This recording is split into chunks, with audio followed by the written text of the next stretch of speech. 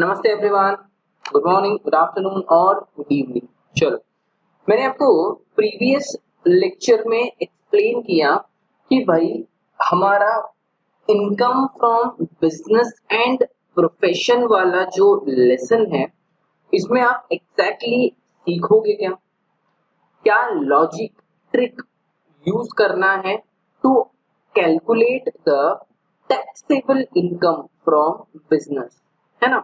हमने एक profit and loss account भी देखा, जिस प्रॉफिट एंड लॉस अकाउंट को हमने गलत प्रॉफिट एंड लॉस में से वी हैव आइडेंटिफाइड कि भाई कौन सा एंट्री आपके कैलकुलेशंस में नहीं आना चाहिए, एंड अकॉर्डिंगली हमने याद है इस अलाउड एक्सपेंसेस को ऐड किया और जो इनकम बिजनेस का नहीं है उसको लेस किया।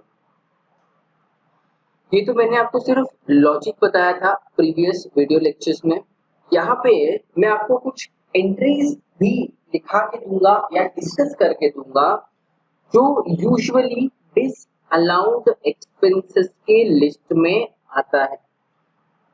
सर्टेन थिंग्स इसमें कॉमन सेंस है, आपको ऑटोमेटिकली मालूम पड़ जाएगा, समझ जाएगा, लेकिन कुछ ऐसी चीज भी है जिनको आपको याद रखना है। लाइक आप कहते हैं ना सर रट के याद करना, आपको वो रट के याद करना है। तो आप जो एंट्रीज मैंने यहाँ पे लिख के दिया हुआ है, लाइक डिसअलाउड एक्सपेंसेस तकरीबन 23 लिख के दिया है और इनकम वाले केस में छोटा है ये 6 ही है। तो ये जो 23 मैंने डिसअलाउड एक्सपेंसेस आपको लिख के दिया है, ये आप लोगों को याद करना है। रट के याद करो, लिख के याद करो, पढ़ के याद करो, समझ के याद करो, कुछ भी करो, I really don't want to know, आप इसको बट याद करो। मैं किसी को भी कभी भी पूछ लूंगा कि भाई एक्सप्लेन एनी 10 डिसअलाउड एक्सपेंसेस, तब मुझे एक्सक्यूज नहीं मिलना चाहिए तुम लोगों से कि सर आता मला आठवत नाही, अभी मुझे याद नहीं आ रहा है, सर बुक देख के बोलू, सर लिख के बोलू। ऐसा अगर कुछ बोला आप लोगों ने तो देखना लाइव लेक्चर में ही गाली खाओगे। ओके, तो कैसे रहेगा अपना बिजनेस एंड प्रोफेशन का फॉर्मेट रहेगा कैसे? Format for calculation of income from HP, सबसे ऊपर आएगा net profit as per profit and loss account, लिख लिया। नेट प्रॉफिट कहाँ से मिलेगा सर? नेट प्रॉफिट मिलता है प्रॉफिट एंड लॉस अकाउंट से। Profit and loss account question में दिया रहेगा दोस्तों, मतलब क्वेश्चन में आपको एक बना हुआ readymade profit and loss account दिया रहेगा, जिसमें से आप सिर्फ प्रॉफिट के फिगर को उठाकर यहाँ पर लिख लोगे। क्लियर है? उसमें आपको ऐड क्या करना है? डिसअलाउड एक्सपेंसेस और expenses which are considered separately. इसका मतलब, इसका कुछ अच्छा मीनिंग है, मैं आपको बताता हूँ बाद में। डिसअलाउड एक्सपेंसेस का मतलब क्या होता है? डिसअलाउड एक्सपेंसेस का मतलब होता है एक ऐसा एक्सपेंस जो बिजनेस में अलाउड नहीं है क्लेम करना, जिसको आप बिजनेस का खर्चा नहीं बोलोगे, उसको हम कहते हैं डिसअलाउड एक्सपेंसेस। और अगर आपके क्वेश्चन के प्रॉफिट एंड लॉस अकाउंट में कोई डिसअलाउड एक्सपेंसेस है तो आप क्या करते हो? आप उसको ऐड कर देते हो। बोलो क्या करते हो? आप उसको ऐड कर देते हो। गेटिंग?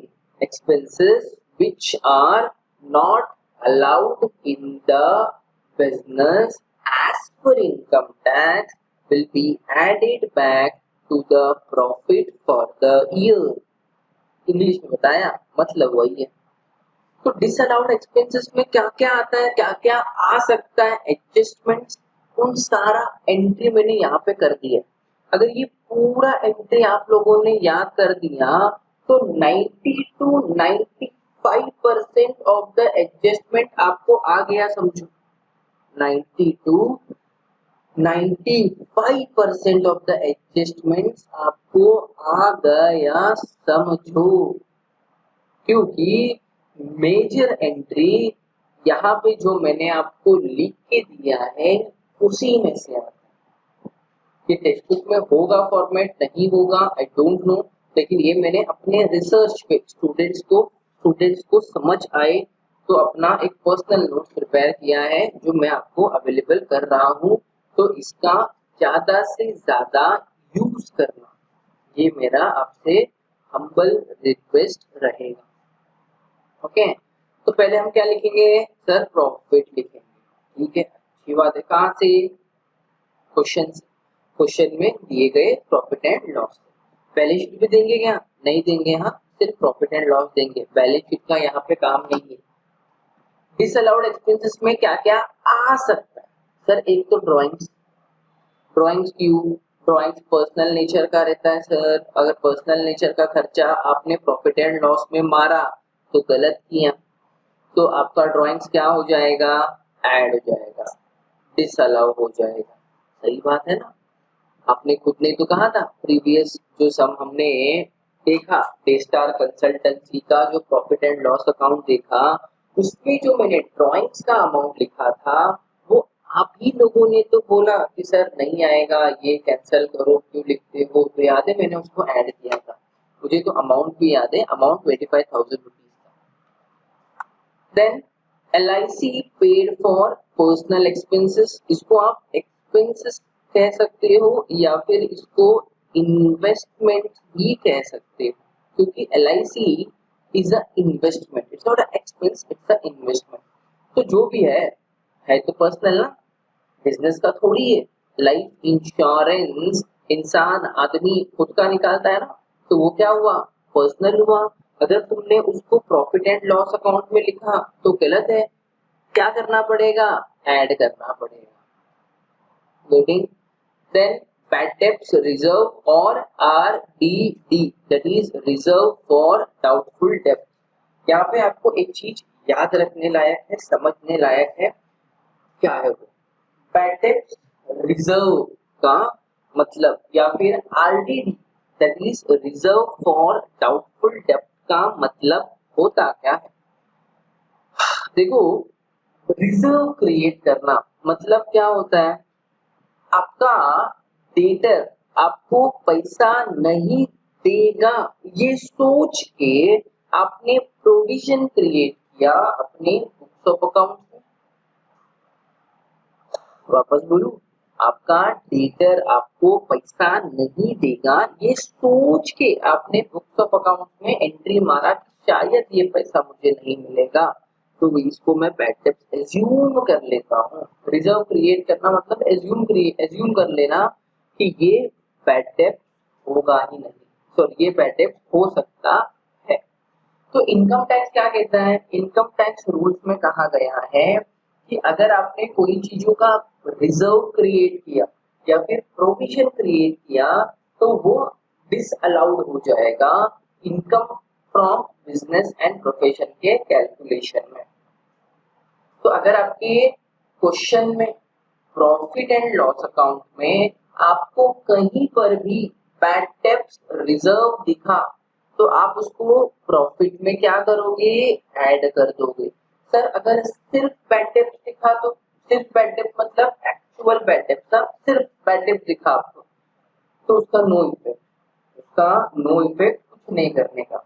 याद रखो, जो चीजें अलाउड नहीं है प्रॉफिट एंड लॉस में, हम सिर्फ उन लोगों को वहां से उठा के अपने फॉर्मेट में ऐड कर देते, और जो चीज अलाउड है, जो चीज सही है, उनके साथ छेड़खानी करने का नहीं। क्या? उनके साथ छेड़खानी करने का नहीं। इसके साथ जो अलाउड होता है ना, जैसे आपका सैलरी अलाउड है, कुछ नहीं करने का। परचेजेस अलाउड है, कुछ नहीं करने का। प्रिंटिंग एंड स्टेशनरी अलाउड है, कुछ नहीं करने का। ड्राइंग्स दिखा डिस अलाउड है, उठाओ और फॉर्मेट में ऐड करो। बराबर है? तो मैं कह रहा था कि अगर बैड डेब्ट्स रिजर्व है या फिर रिजर्व फॉर डाउटफुल डेब्ट्स है तो ऐड होगा, अदरवाइज नो इफेक्ट। अदरवाइज मतलब सिर्फ बैड डेब्ट्स आया, सिर्फ बैड डेब्ट्स मतलब वो एक्चुअल बैड डेब्ट्स होता है, और एक्चुअल बैड डेब्ट्स दिखा आपके बैलेंस शीट में तो कुछ भी करने का नहीं। Done. Number 4, interest on partners capital. Sorry guys, ये पार्टनर्स नहीं है, ये प्रोप्राइटर्स कैपिटल है। यहाँ पर रॉन्ग प्रिंट है। Interest on proprietor capital. Proprietor मतलब ओनर, बिजनेस का ओनर, सोल ट्रेडर, प्रोप्राइटर कहते हो ना आप लोग। तो प्रोप्राइटर अपने खुद के बिजनेस से सिर्फ प्रॉफिट ले सकता, कैपिटल के ऊपर इंटरेस्ट नहीं ले सकता। तो कौन सा कैपिटल? अरे भाई, अगर उसने कोई बिजनेस चालू किया है तो कैपिटल इन्वेस्ट किया रहेगा ना उसमें, तो वो कैपिटल के ऊपर इंटरेस्ट लेना अलाउड नहीं है। सर अगर ले लिया तो क्या कर लोगे? ले लिया तो ऐड कर देंगे, और क्या करेंगे भाई, तुमको जेल थोड़ी कर सकते हैं हम लोग। तो इंटरेस्ट ऑन प्रोप्राइटर कैपिटल अगर आपको दिखा तो आप उसको प्रॉफिट एंड लॉस से अपने दोनों हाथों से उठाओगे और एडजस्ट करें और अपने फॉर्मेट के आंसर में उसको लिख के आ जाओ। Same salary to proprietor, again same. Proprietor मतलब ओनर, ओनर को इनकम के नाम पे मिलता है प्रॉफिट बिजनेस का। तो ओनर खुद के ही बिजनेस से खुद के लिए सैलरी विड्रॉ करेगा, चलेगा क्या? नहीं चलेगा सर। तो इसको भी क्या करोगे आप? ऐड कर दोगे, क्योंकि ये भी दिस अलाउड एक्सपेंसेस में आएगा। क्या? सैलरी टू प्रोप्राइटर, क्योंकि प्रोप्राइटर अपने खुद के ही बिजनेस से सैलरी विड्रॉ नहीं कर सकता। कर दिया रहेगा तो क्या कर लोगे? ऐड करेंगे भाई, और क्या करेंगे, है ना। मुझे बताओ, आप ये एडिशनल एंट्रीज अगर प्रॉफिट एंड लॉस में डाल के रखे हो, ठूस के रखे हो, तो आपका प्रॉफिट बढ़ा हुआ नजर आएगा कि घटा हुआ नजर आएगा? सीधी बात है ना दोस्तों। ज्यादा से ज्यादा अगर आपने एक्सपेंसेस का एंट्री मारा है तो आपका जो इनकम या प्रॉफिट दिखता है वो कम दिखता है। अगर प्रॉफिट कम है तो उसके ऊपर तुम लोगों को टैक्स भी तो कम आएगा भरने को। अगर तुम लोगों ने टैक्स कम भरा तो नुकसान किसका? गवर्नमेंट का, क्योंकि भाई ये इनकम टैक्स का पैसा लेता पूरा सेंट्रल गवर्नमेंट है अपने पास। तो ऐसे केस में सेंट्रल गवर्नमेंट कोशिश करेगा ना कि तुम्हारे प्रॉफिट को ज्यादा से ज्यादा रखा जाए, और अगर प्रॉफिट को ज्यादा रखना है तो एक्सपेंसेस को कम करना पड़ेगा, हटाना पड़ेगा, उड़ाना पड़ेगा। तो ये वही हो रहा है, आपके अनवांटेड डिसअलाउड एक्सपेंसेस को इनकम टैक्स एक्ट के हिसाब से ऐड किया जा रहा है। तो आप जितना चीजों को ऐड करोगे उतना आपका प्रॉफिट बढ़ता चला जाएगा, और जितना ज्यादा प्रॉफिट उतना गवर्नमेंट को ज्यादा टैक्स मिल जाएगा। चलो, तो सैलरी टू प्रोप्राइटर क्या होगा? ऐड होगा। इनकम टैक्स और एडवांस टैक्स। अब तो कुछ लोग कहेंगे, झगड़ा कर लेंगे मेरे से, सर इनकम टैक्स तो बिजनेस के लिए ही भरा जाता है, ये तो हमको मालूम है, आप कुछ भी मत बताओ। इनकम टैक्स आपके बिजनेस के लिए ही भरा जाता है, एग्री, लेकिन आप इनकम टैक्स कैलकुलेट कैसे करते हो? जो बिजनेस का इनकम आएगा उस इनकम के ऊपर इनकम टैक्स कैलकुलेट करते हो। तो तुमने अगर टैक्स माइनस करके इनकम कैलकुलेट किया तो जो आपका नेट इनकम दिख रहा है, प्रॉफिट दिख रहा है, वो तो गलत दिखेगा। तो आपको क्या करना रहेगा? अगर आपके क्वेश्चन में इनकम टैक्स या फिर एडवांस टैक्स दिखा तो उसको ऐड कर देने का, क्योंकि वो डिसअलाउड है। एडवांस टैक्स का मतलब क्या?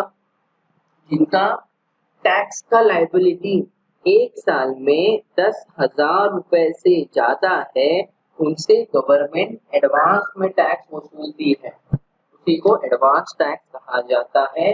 और एडवांस टैक्स का 4 इंस्टॉलमेंट होता है।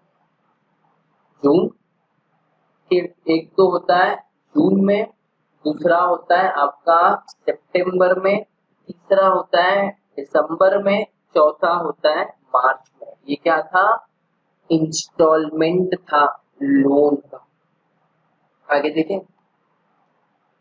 सॉरी लोन का नहीं, आपके एडवांस टैक्स का। तो अगर आपके प्रॉफिट एंड लॉस अकाउंट में इनकम टैक्स या एडवांस टैक्स का एंट्री दिखे तो उसको मुंह उठा के ऐड कर देना। अनपेड एक्सपेंसेस, अनपेड एक्सपेंसेस मतलब अगर किसी एक्सपेंस का आपने सिर्फ एंट्री मारा है बुक्स ऑफ अकाउंट्स में बट एक्चुअल में वो पेड नहीं है, तो क्या होगा, आपको इनकम टैक्स एक्ट के हिसाब से उस अनपेड एक्सपेंसेस को ऐड करना पड़ेगा। जैसे कि इफ आई से बोनस, बोनस आप पे करते हो ना एम्प्लॉय को, तो कंपनी के लिए या फिर बिजनेसमैन के लिए बोनस क्या है, खर्चा है। बिजनेसमैन ने अपने प्रॉफिट एंड लॉस अकाउंट में बोनस का एंट्री मार दिया कि मैं अपने एम्प्लॉयज को 10 लाख रुपए का बोनस दूंगा, एंट्री मारा, दिया ही नहीं एक्चुअल में भाई साहब ने, तो वो अनपेड एक्सपेंसेस हो जाएगा और उसको क्या करना पड़ेगा, ऐड करना पड़ेगा net profit as per net profit for the year में। गेटिंग फास्ट जा रहा हूँ, चलो थोड़ा सा स्लो बात करता हूँ। आगे we have capital expenses like furniture, machinery etcetera. Capital expense मतलब क्या, देखो आपने अगर अपने कैपिटल एसेट्स को खरीदने के लिए कुछ खर्चा किया है तो उसका एंट्री प्रॉफिट एंड लॉस में नहीं आता, उसका एंट्री आता है आपके बैलेंस शीट के एसेट साइड में। तो अगर समझो आपको जो profit and loss account question में दिया है उसमें अगर आपको बोला एंट्री दिखा आपको टू परचेज ऑफ मशीनरी, मुझे बताओ मशीनरी अगर आप परचेज करते हो तो उसका एंट्री प्रॉफिट एंड लॉस में मारोगे कि बैलेंस शीट में मारोगे। अगर आप अकाउंट में थोड़े साउंड हो तो आपको आंसर आ गया रहेगा कि सर उसका तो एंट्री बैलेंस शीट में जाता है। क्यों, क्योंकि मशीनरी परचेज करना आपका कैपिटल नेचर का एक्सपेंस होता है और कैपिटल नेचर का एक्सपेंस आपके प्रॉफिट एंड लॉस अकाउंट में नहीं आना चाहिए। आ गया रहेगा तो क्या कर लोगे, ऐड करने का, ज्यादा कुछ नहीं। तो अगर कोई कैपिटल नेचर का एक्सपेंसेस आपके प्रॉफिट एंड लॉस अकाउंट के डेबिट साइड में दिया जो कि आपके क्वेश्चन में आपने देखा, तो आपको वो अमाउंट को उठाना है और ऐड कर देना है आपके प्रॉफिट फॉर द ईयर में। Lighting disallowed expenses, machinery purchase किया कैपिटल एक्सपेंस है, फर्नीचर परचेज किया कैपिटल एक्सपेंस है, लैंड खरीदा कैपिटल एक्सपेंस है, ध्यान देने का अच्छे से। देन आपका unpaid GST, what is GST, goods and service tax. अगर जीएसटी का पैसा गवर्नमेंट को भरा ही नहीं है बिजनेसमैन ने, सिर्फ बुक्स ऑफ अकाउंट में एंट्री मार के बैठा है भाई साहब, तो वैसा अनपेड जीएसटी क्या हो जाएगा, डिसअलाउ होके ऐड हो जाएगा। फिर advertisement in souvenir to political party, ये क्या होता है, अगर बिजनेसमैन ने किसी पॉलिटिकल पार्टी के सपोर्ट में कुछ एडवर्टाइजमेंट किया, उसके ऊपर कुछ खर्चा किया, तो वो बिजनेस का खर्चा है क्या, नहीं sir, it is not a business का खर्चा। तो क्या हो जाएगा, ऐड हो जाएगा। क्यों, क्योंकि वो आपके बिजनेस का खर्चा नहीं है, इसलिए। आगे देखते हैं, डोनेशंस। अगेन किसी को डोनेशन देना अच्छी बात है, पुण्य मिलता है, एग्री होता है, बट डोनेशन देना बिजनेस का काम है क्या, नहीं। वो तो आपका पर्सनल नेचर का फीलिंग है कि आप डोनेशन देना चाहते हो, बट इनकम टैक्स कहता है डोनेशन तुम्हारा पर्सनल मैटर है भाई, उसको तुम बिजनेस में मत उतारो, तुम अपने प्रॉफिट एंड लॉस अकाउंट में मत लिखो आपके डोनेशंस को, क्योंकि donation is not a business expense.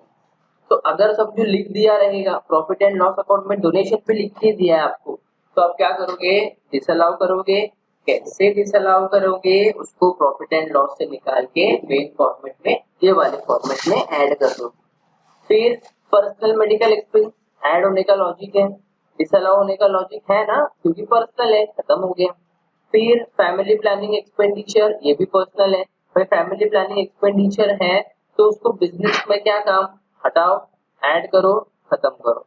फिर unpaid bank interest, same, bank से लोन लिया है, इंटरेस्ट पे इंटरेस्ट आ रहा है, भर नहीं रहा है, बैंक को इंटरेस्ट नहीं भर रहा है, लेकिन बुक्स ऑफ अकाउंट में एक्सपेंस में एंट्री मार रहा है, interest interest interest interest interest interest interest, bank को पैसा दिया ही नहीं भाई साहब ने, ये क्या हो जाएगा, डिसअलाउड होके ऐड हो जाएगा। एक बात अपने भेजे में उतार लो कि आप सीख क्या रहे हो, मैं आपको समझा क्या रहा हूँ, मैं आपको उन सारी चीजों का एंट्री एक्सप्लेन कर रहा हूँ जो कि ऐड होता है डिसअलाउड मानकर to your profit and loss account, क्योंकि वो बिजनेस का खर्चा नहीं है। तो अगर आपको ये सारी एंट्रीज आपके क्वेश्चन के प्रॉफिट एंड लॉस अकाउंट में दिख गया तो आप क्या करोगे, आप उसको फटाक से डिसअलाउ करके फॉर्मेट में ऐड करते चले जाओगे, क्योंकि वो आप लोगों के लिए बिजनेस का खर्चा नहीं है। फिर फैमिली प्लानिंग एक्सपेंडिचर पेड हो गया। पेनाल्टी, अगेन पेनाल्टी भरा, कुछ गलत काम किया रहेगा तो ही पेनाल्टी भरा है ना, डिसअलाउ करो, ऐड करो। कैश परचेजेस एक्सीडिंग रुपीज 10,000, ये पहले के जमाने में 20,000 हुआ करता था, अब इसको 10,000 पे ला दिया गया है।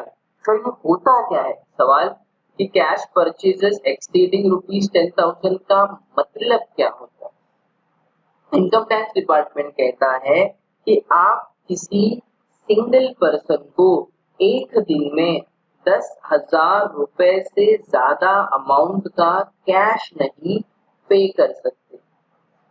क्यों नहीं पे कर सकते, इंडिया चाहता है, इंडियन गवर्नमेंट चाहती है कि भाई डिजिटल इंडिया आए, मतलब पेमेंट जो हो वो बैंक से बैंक ट्रांसफर हो, ऑनलाइन ट्रांसफर हो, लोग कम से कम कैश का इस्तेमाल करें। इसलिए गवर्नमेंट ने क्या किया, गवर्नमेंट ने एक रूल निकाला कि भाई अगर तुम किसी से कोई गुड्स परचेज कर रहे हो तो उसका पेमेंट चेक में या डीडी में करना, कैश देने का नहीं। देना ही रहेगा तो 10,000 या उससे कम देना, उससे ज्यादा तो बिल्कुल नहीं देने का। सर दे दिया तो क्या कर लोगे, डिसअलाउ करेंगे। एक छोटा सा एग्जांपल बताता हूँ इसमें, समझो कैश परचेजेस क्वेश्चन में बोला है कि भाई मिस्टर रवि ने 12,000 रुपए खर्चा किया और कुछ खरीदा। क्या खरीदा, कुछ तो खरीदा, बिजनेस के लिए खरीदा, बुक्स खरीदा, बिजनेस के लिए बुक्स खरीदा 12,000 रुपए का कैश देके। गवर्नमेंट कहती है तेरे पास लगता है कैश बहुत ज्यादा है, तूने जो 12,000 रुपए का खर्चा किया पूरा डिसअलाउड। अरे बाप रे सर, पूरा डिसअलाउड, ऐसा क्यों, क्योंकि गवर्नमेंट का रूल है कि तुम एक टाइम पे एक पर्सन को 10,000 से ज्यादा कैश नहीं दे सकते। अगर तुमने दिया तो क्या होगा, डिसअलाउड होके ऐड होगा। तो मेरे केस में मैंने बुक्स के लिए 12,000 रुपए कैश दे दिए, तो सर मैं डिसअलाउ कितना करूं, अरे दोस्तों पूरा डिसअलाउ करूं।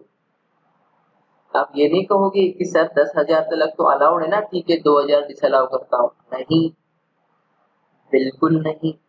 गवर्नमेंट कहती है कि तुम लोगों को पूरा का पूरा कैश में जितना अमाउंट पे किया डिसअलाउ करके ऐड करना ही पड़ेगा, माफी नहीं है। तुम क्या सुकीला माफी नाय। गेटिंग, फॉर एग्जाम्पल समझो आप किसी ने कैश परचेजेस किया 9,000 रुपए का, अलाउड और डिसअलाउड, अलाउड और डिसअलाउड, आंसर इज अलाउड है भाई, अलाउड है तो no effect. Cash purchases of rupees 10,500, allowed और डिसअलाउड, डिसअलाउड कितना, पूरा 10,500। Cash purchases of rupees 8,000, allowed और डिसअलाउड, अलाउड क्योंकि 10,000 से कम। कैश परचेजेस ऑफ ₹10,100 अलाउड और डिसअलाउड? डिसअलाउड। क्यों डिसअलाउड? क्योंकि 10,000 रुपए से ज्यादा है, इसके लिए पूरा ही डिसअलाउ करो। रीडिंग पॉइंट ऑफ डाउट हो सकता है ये। Wealth tax paid, wealth tax guys 2-2.5 साल पहले का कॉन्सेप्ट है, अभी तक आपके टेक्स्ट बुक में कंटिन्यू हो रहा है तो मैं सिखा रहा हूँ। वेल्थ टैक्स एक ऐसा टैक्स हुआ करता था जो किसी पर्सन की संपत्ति के ऊपर लगता था, जो आज के दिन में नहीं रहा। गवर्नमेंट ने 2 साल पहले उसको निकाल दिया है, अभी सिर्फ इनकम टैक्स चलता है वहां पे, वेल्थ टैक्स अप्लीकेबल नहीं होता। तो वेल्थ टैक्स था क्या? वेल्थ टैक्स एक ऐसा टैक्स था जो पर्सन की संपत्ति पे, प्रॉपर्टी पे लगता था। अगर किसी के पास 30 लाख रुपए से ज्यादा अमाउंट का प्रॉपर्टी है ना, तो उसको 1% टैक्स भरना पड़ता था in the name of wealth tax, जो कि आज के दिन में निकल चुका है। अभी ये टैक्स एक्चुअल लाइफ में एग्जिस्ट करता ही नहीं है।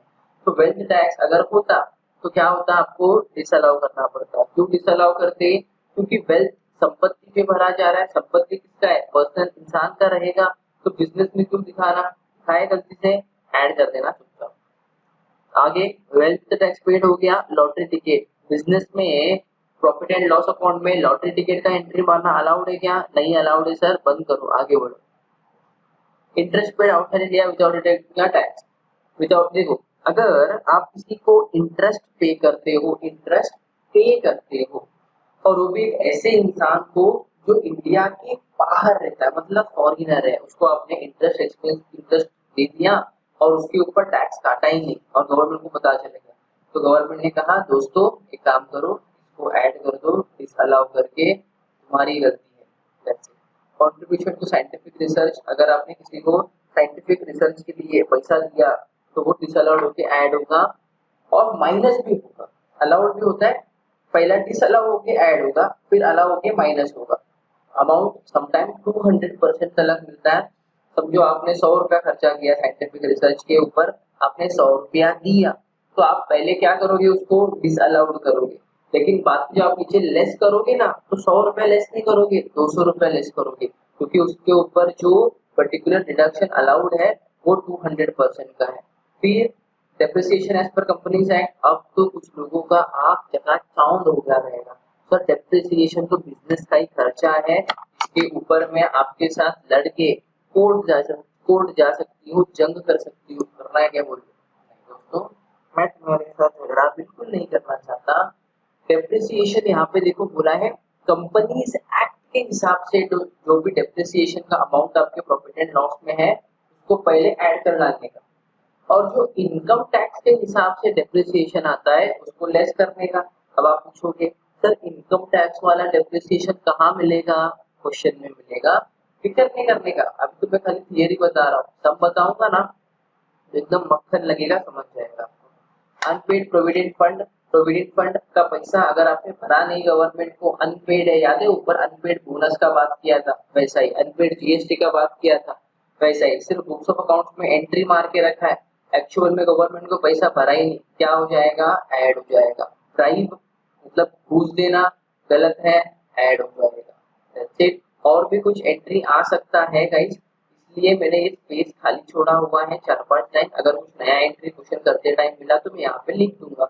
आपको क्या करना है, आपको एक काम करना है, ये पूरा फॉर्मेट कॉपी मारना है, वैसे के वैसे ही आपको पूरा फॉर्मेट कॉपी कर लेना है। गेटिंग अराउंड, ये पूरा मैंने एक्सपेंसेस वाला पार्ट आपको बता दिया, तो जितना भी है उसको ऐड करो, आउटर कॉलम में लो, और जो प्रॉफिट आपका ऊपर है उससे आप ऐड करके ये अमाउंट निकाल सकते हो। मैंने स्पेस क्यों रखा है, ताकि क्वेश्चन सॉल्व करते टाइम अगर कोई नया एडजस्टमेंट मिला जो इसमें नहीं है तो मैं इसको अपडेट करता चला जाऊंगा रेगुलरली। तुम्हारे पास भी जगह छोड़ना जहाँ पे तुम लोग सॉल्व कर रहे हो, क्योंकि तुमको भी अपडेट करना रहेगा regularly. Getting? Now if you want you can take the screenshot of this, or even you can copy down। ये लो, कॉपी करो इसको, स्क्रीनशॉट लेके बाद में कॉपी करके बताना, मार दोगे नहीं तो।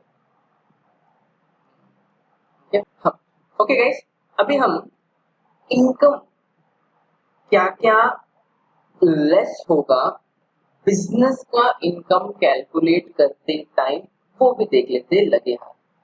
ओके देखो फॉर्मेट यहाँ तक समझा ना आपको, पहले प्रॉफिट ऊपर लिख के लिया सबसे ऊपर, और जो भी डिसअलाउड एक्सपेंस आपके प्रॉफिट एंड लॉस अकाउंट में था वहां से उसको फॉर्मेट में लिखा, टोटल करके आउटर कॉलम में लिखा प्रॉफिट को, और इसको ऐड करके नीचे लिख लिया। अब उसी के नीचे लेस कर डालने का, इनकम कंसीडर्ड सेपरेटली और allowed expense. Income considered separately मतलब देखो, आपके प्रॉफिट एंड लॉस अकाउंट में, जैसे मैंने प्रीवियस वीडियो में आपको बताया था, याद है? आपके प्रॉफिट एंड लॉस अकाउंट में आपको क्रेडिट साइड में क्या क्या एंट्री दिख रहा था? क्रेडिट साइड में आपको दिख रहा था by bank interest, sorry by interest on FD, by dividend income. तो बिजनेस का इनकम तो था नहीं वो। अगर वो बिजनेस का इनकम है नहीं तो हम क्या करेंगे, उसको लेस कर डालेंगे। क्यों? क्योंकि अपन calculate taxable income from business कर रहे हैं ना। तो बिजनेस का इनकम जो नहीं है उसको क्या करने का, उसको माइनस करके घर का रास्ता दिखा देने का। चलो, क्या क्या माइनस होगा? Income from other sources like bank interest, dividend income etcetera, बताया था मैंने।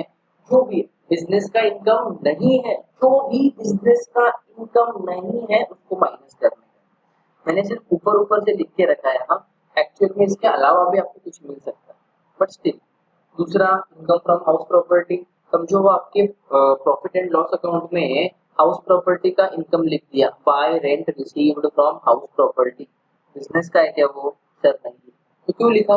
माइनस करना पड़ेगा, माइनस करो। क्यों? इनकम फ्रॉम हाउस प्रॉपर्टी है तो वो इनकम फ्रॉम हाउस प्रॉपर्टी के कैलकुलेशन में जाएगा। हम तो बिजनेस कैलकुलेट कर रहे हैं ना, तो माइनस कर। फिर income from capital gain. Again capital gain मतलब कैपिटल एसेट्स को बेच के जो प्रॉफिट कमाया वो तो उसका कैलकुलेशन अलग होता है, कैपिटल गेन का कैलकुलेशन अलग होता है। हम तो बिजनेस का इनकम कैलकुलेट कर रहे हैं ना, माइनस कर डालने का। इनकम फ्रॉम सैलरी, अरे पगार कमाया, सैलरी कमाया, तो बिजनेस का इनकम कैसे हो गया? होता है क्या? नहीं। सर फिर भी आपके प्रॉफिट एंड लॉस में दिख गया कि आपने प्रॉफिट एंड लॉस के क्रेडिट साइड में सैलरी इनकम लिखा है, तो क्या होगा? लेस करने का, वहां से उठा के इधर लेस में लिख देने का। Depreciation as per income tax, याद है? ऊपर यहाँ पे देखो, डेप्रिसिएशन कंपनीज एक्ट के हिसाब से जो डेप्रिसिएशन आपके प्रॉफिट एंड लॉस अकाउंट में दिया गया है उसको ऐड करने का, और जो डेप्रिसिएशन इनकम टैक्स के हिसाब से एडजस्टमेंट में दिया गया रहता है उसको लेस करने का बस। और ये अलाउड एक्सपेंसेस की करेंगे, इसके अलावा जो भी अलाउड एक्सपेंसेस है वो माइनस करने का। ठीक है, तो ये सब कुछ चीज आपको प्रॉफिट एंड लॉस से, और क्वेश्चन में कुछ एडजस्टमेंट रहेगा उसमें से उठा के यहाँ पे समझ के लिखना रहेगा, और कुछ नहीं। At the end of the day guys, बहुत मैटर एक चीज करेगा और वो रहेगा आपका कॉमन सेंस, वो रहेगा आपका लॉजिक। मैं चाहे कितना ही बड़ा फॉर्मेट क्यों ना लिखा के दूं, चाहे कुछ भी क्यों ना कर दूं, अगर आपको इसका ये लेसन का रीजन नहीं समझ में आया कि हम क्यों कैलकुलेट कर रहे हैं, क्या कैलकुलेट कर रहे हैं, क्यों ऐड हो रहा है, क्यों लेस हो रहा है, तो भाई मैं आपको ये लेसन अच्छे से नहीं पढ़ा पाऊंगा। तो आप अपने अंदर को मेच्योरिटी लाओ, अंडरस्टैंडिंग लाओ। रीडिंग जो थियरी है, जितना सब हम लोग प्रैक्टिस करेंगे ना, मैं आपको बता रहा हूँ, जितना सब हम लोग प्रैक्टिस करेंगे उतना आपको ये इजी लगना शुरू हो जाएगा। प्रैक्टिस कर करके बच्चे एकदम एक्सपर्ट हो जाते हैं बिजनेस एंड प्रोफेशन में, तो तुम भी एक्सपर्ट होगे। भरोसा रखना मेरे ऊपर पूरा, बस मेरे नक्शे कदम पे चलो, बाकी सब कुछ मेरे ऊपर छोड़ दो, लेकिन फॉलो करो। जो मैं बोल रहा हूँ फॉलो करो, इम्पोर्टेंट लेसन है, अच्छा लेसन है। कल के दिन पे आप बिजनेसमैन बन जाओगे, शायद आपको ये काम आएगा। हर एक काम सीए के ऊपर थोड़ी दे सकते हो, आप दे सकते हो क्या? नहीं दे सकते ना। तो जो भी रहेगा गाइस, आप पहले समझो क्यों हो रहा है करके, और आपको फिर लेसन इजी लगेगा। And second, my humble request with you इतना ही है कि प्लीज इसको नोट डाउन करना अभी, स्क्रीनशॉट लेके। मैंने थोड़ा बहुत कटिंग विटिंग किया है, एक मिनट को मैं रफ कर देता हूँ तो आपको भी इजी लगेगा। इतना काफी है, इसको आप कॉपी डाउन कर सकते हो इजीली। स्क्रीनशॉट लेके थोड़ा और छोटा कर दो, बड़ा लग रहा है, ये लो करो कॉपी। आपके पास पीडीएफ में पड़ा रहेगा, वहां से भी कॉपी करना है तो कर सकते हो, it's your call totally, that's not mine. Take the screenshot, take the screenshot. ये वाला पार्ट, ये पूरा एक ही पार्ट है, खाली मैंने थोड़ा यहाँ पे स्पेस छोड़ा है ताकि मुझे कुछ एडिशनल बीच में एंट्री दिखे तो मैं एंट्री मार सकूं। ओके, तो ये आपका एक्सप्लेनेशन था फॉर्मेट का। फॉर्मेट थोड़ा एक बार देख लो, इसके अगले ही लेक्चर में मैं आपको सम्स कराना शुरू कर दूंगा। टाइम लगेगा, सम्स थोड़ा थोड़ा थोड़ा थोड़ा थोड़ा शायद स्लो स्लो जाएंगे, कोई बात नहीं, लेकिन मुझे आपको अंडरस्टैंडिंग करना है, समझाना है चीजों को। बाकी क्या है, दुनिया इधर दुनिया उधर, हम चलते रहेंगे बिना। ठीक, चलो, तो thank you very much guys for your time, love, support, respect, patience, जो आप इतना देर लेक्चर्स में बैठ के मेरा और शायद अपनी कंसंट्रेशन भी दिया, समझने की कोशिश की, उसके लिए थैंक यू वेरी मच। मंगल आभारी आहे। मिलते अगले वीडियो लेक्चर में, तब तक के लिए बाय।